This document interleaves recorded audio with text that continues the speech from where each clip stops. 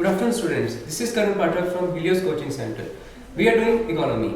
In economy, we will be studying this thing, Bankruptcy Law Reforms Committee.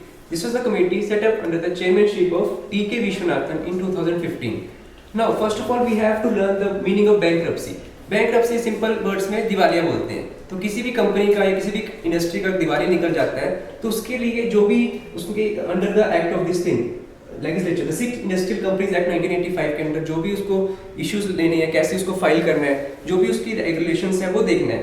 तो लेकिन आज तक इंडिया में कोई बैंक्रप्सी कोड नहीं था, जिसके कारण रीजन थे कि काफी ज्यादा लॉन्ग ड्यूरेशंस पड़ते थे केसेस को. इंडस्ट्री बैंकरप्ट फाइल करती थी, फिर वो रीजंस देती थी, फिर वो अपने डेप्टर डिपॉजिटर्स को पैसे देंगी नहीं देंगी, कब देंगी, किस पैसे से देंगी, कहाँ से पैसा लाएंगी, तो उनको बैंक्रप्सी फाइल करनी पड़ती है. ठीक है, वो हाई कोर्ट में फाइल करनी पड़ती है, सबको पता होगा. उसके लिए उसको रिफॉर्म्स करने के लिए एक कमेटी बनाई गई थी 2015 में. TK. Viswanathan is the former law secretary in the Indian government. ठीक है, तो उन्होंने बताया था कि इसमें क्या इश्यूज हैं, क्या प्रॉब्लम्स चल रही हैं. तो उससे पहले हम देखेंगे कि यहाँ पे इस एक्ट के according, basic industrial companies act, उसके अकॉर्डिंग एक ऑफिशियल लिक्विडेटर सिस्टम क्या है. ऑफिशियल लिक्विडेटर एक होता है appointed by the high court for a particular case involving the bankruptcy filed by industry.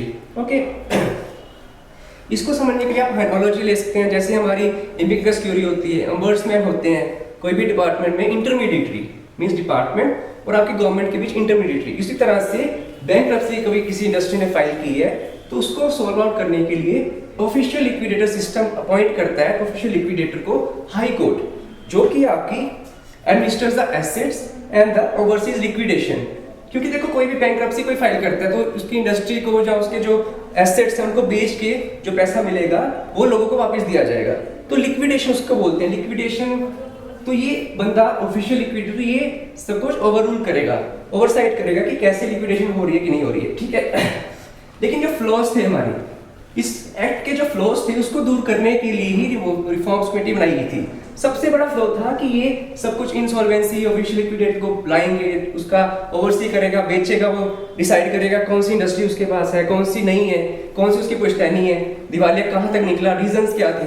तो इसको टाइम ड्यूरेशन बड़ी ज्यादा हो जाती है. ठीक है, उस टाइम ड्यूरेशन को कम करने के लिए कमेटी बनाई गई थी. ठीक है, इसने इसी साल रिपोर्ट सबमिट कर दी है, उसकी हम रिकमेंडेशंस अभी पढ़ेंगे. लेकिन सबसे पहले हमें समझना है कि आपके फ्लॉज क्या थे.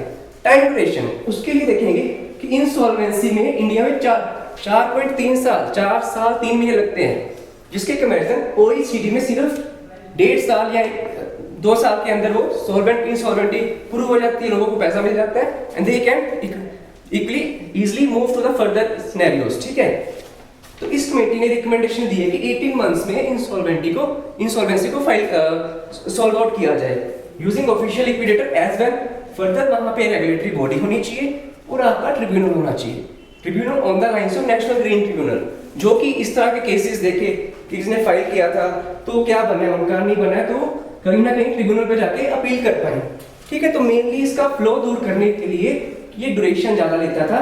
इसकी कमेटी की ये रिपोर्ट है, 2016 में रिपोर्ट की रिकमेंडेशन आई है. मेनली ये आपका लॉ डिपार्टमेंट के अंडर आएगा. ठीक है, तो मिनिस्ट्री ऑफ लॉ देखेगी कि हमें क्या करना है नहीं करना है एंड फर्दर आपके रिकमेंडेशंस आएंगे. तो this was all for the bankruptcy law reforms committee.